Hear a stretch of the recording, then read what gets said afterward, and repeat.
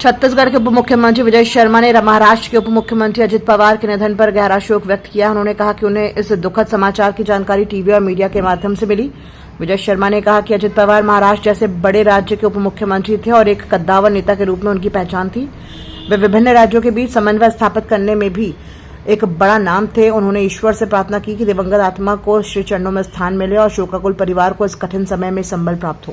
मैंने टीवी में देखा है और मीडिया में पढ़ा है कि अजित पवार जी नहीं रहे। एक प्लेन क्रैश हुआ है जिसमें उनके साथ 5 लोग और थे।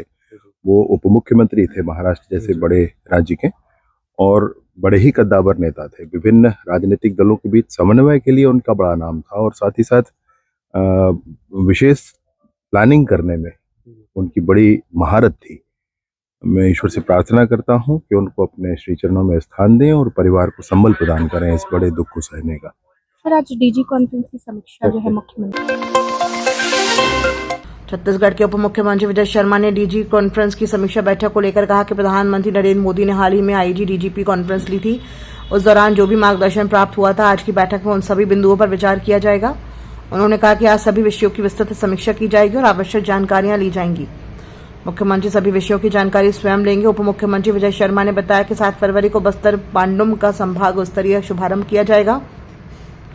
इस कार्यक्रम में शामिल होने के लिए पहले राष्ट्रपति महोदया का आगमन होगा। वहीं समापन कार्यक्रम में 9 जनवरी को केंद्रीय गृह मंत्री अमित शाह छत्तीसगढ़ आएंगे। उन्होंने ये भी बताया कि 8 तारीख को इस पूरे आयोजन को लेकर एक समीक्षा बैठक भी आयोजित की जाएगी। समीक्षा करेंगे। उस समय जितने विषय आए थे, जो मार्गदर्शन उस समय उस बैठक में माननीय प्रधानमंत्री जी से, माननीय केंद्रीय गृह मंत्री जी से प्राप्त हुआ था, उन मार्गदर्शनों पर हमारे विभाग के माध्यम से क्या काम चल रहा है इस पर बात। गृह मंत्री अमित शाह भी आने वाले हैं। 7 तारीख को बस्तर पंडुम, जो बस्तर के समृद्धि के लिए किया जाने वाला उत्सव है, उसमें माननीय राष्ट्रपति महोदया का हम सबके बीच में आगमन होगा प्रारंभ में, और पूर्णता के दिन 9 तारीख को उसकी पूर्णता माननीय अमित शाह जी से के माध्यम से होगी। 8 तारीख को एक समीक्षा की बैठक भी उनके द्वारा रखी। महाराष्ट्र के उप मुख्यमंत्री अजित पवार की विमान हादसे में मौत पर छत्तीसगढ़ प्रदेश कांग्रेस कमेटी के अध्यक्ष दीपक बैज ने गहरा दुख व्यक्त किया है। दीपक बैज ने कहा कि आज महाराष्ट्र के डिप्टी सीएम अजित पवार जी की विमान हादसे में दुखद मृत्यु हो गई। इस हादसे में उनके साथ मौजूद अन्य लोगों की भी जान गई है। उन्होंने ईश्वर से प्रार्थना की है कि दिवंगत आत्माओं को शांति मिले और शोकाकुल परिवारों को इस कठिन समय में संबल प्राप्त हो। दीपक बैज ने आगे कहा कि यह साल भर के भीतर दूसरा विमान हादसा है। इसमें राजनेताओं की जान गई है। उन्होंने इस पूरे मामले की गंभीरता से जांच की मांग करते हुए कहा कि यह हादसा मात्र दुर्घटना है या इसके पीछे कोई और कारण है, यह जांच का विषय है।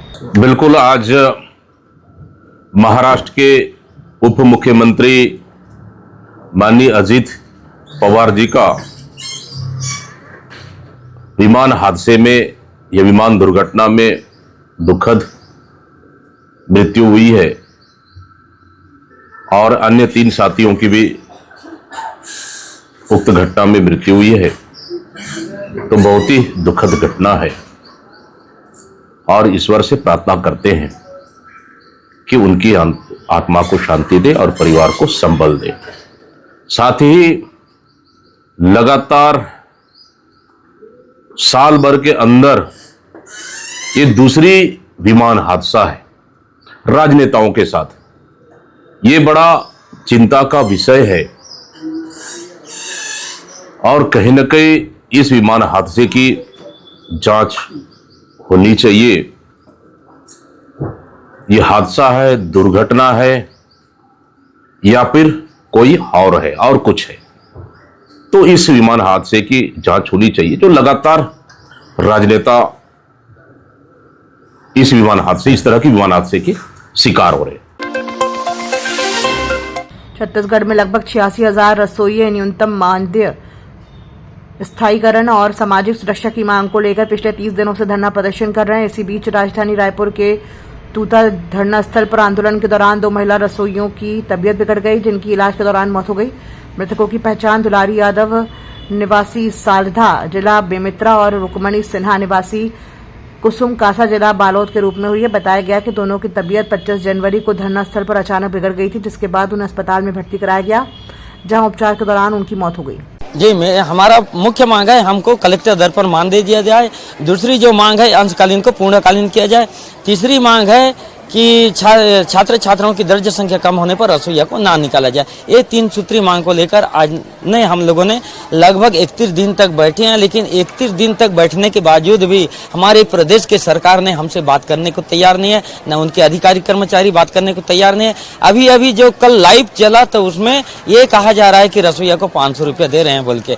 तो मैं 500 रुपया लेने के लिए हम लोगों ने संगठन यहाँ पे नहीं आए, हमको कलेक्टर दर पर मानदेय दिया जाए बोल के हम लोगों ने धरना प्रदर्शन पर बैठे हैं।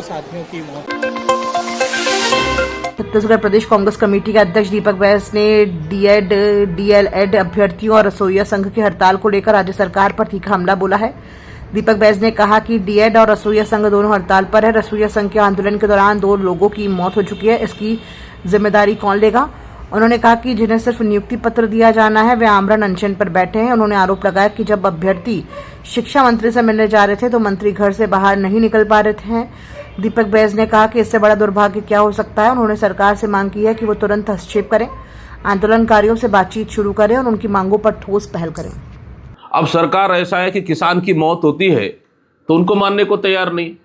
आज आंदोलन कर रहे हैं, धरना स्थल पर मौत हुई और उसके बाद इस तरह की बयान, मैं समझता हूँ सरकार की एक दिवालिया मानसिकता है और सरकार की इस तरह की बयान आना गैर जिम्मेदाराना बयान है। बल्कि सरकार को तत्काल जाकर उन आंदोलनरत रसोईया संघ और डीएड अभ्यर्थियों से सीधा सीधा बात करनी चाहिए।